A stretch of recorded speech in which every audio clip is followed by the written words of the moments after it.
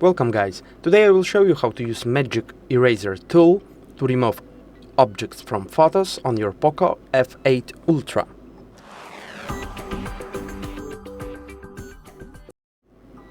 So, open the camera app and take some photo. For example, I have one. Now, use this edit icon to open the edit menu. Then, swipe left and choose Create Part.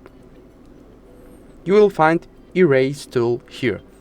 You will need to log in into your Xiaomi account to use this function. Also, you can log in into this account using your Google account.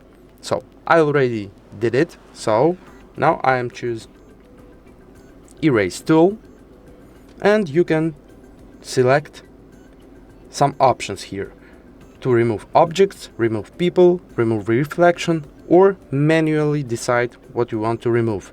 So let's try to clean some background on my photo.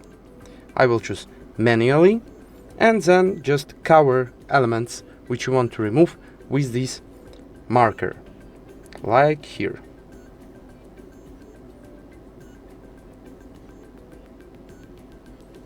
Wait for a while, and voila!